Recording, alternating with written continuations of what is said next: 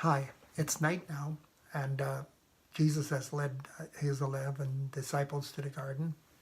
And of course, Judas snuck away and went about betraying Jesus and selling Jesus for a price. And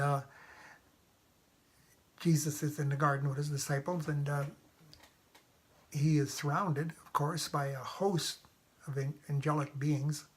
And at this point, he's a little distance from his disciples, and he's sweating giant drops of blood.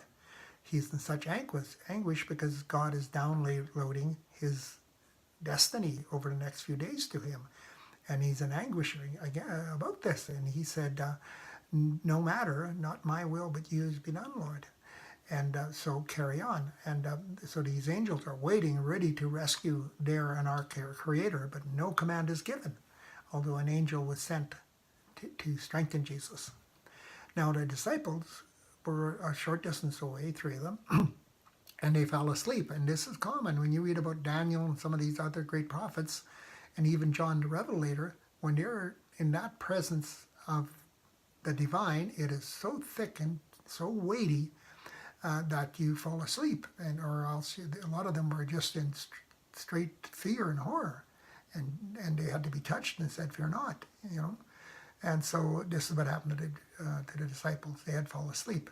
Meanwhile, Judas arrives with this mob, and of course his betrayal was a kiss to identify who Jesus was. You know, in the dim light and the torches, they needed to know who to arrest, and it was Jesus. So Judas betrayed Jesus with a kiss, and they grabbed hold of him and took him away. And of course, all the disciples fled.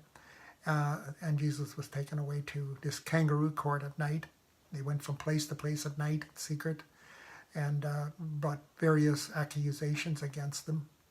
But the kicker was when Jesus said, yes, I'm the Son of God, and you'll see me seated at the right hand and coming in great glory.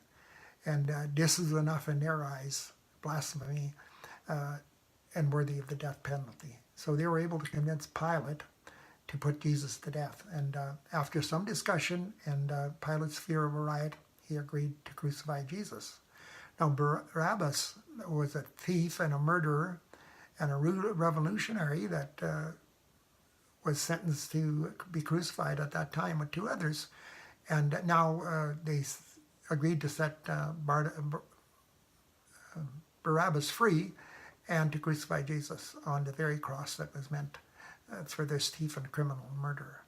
So yeah, the story thickens as we move forward towards Easter and the crucifixion and the cross, and of course Resurrection Sunday.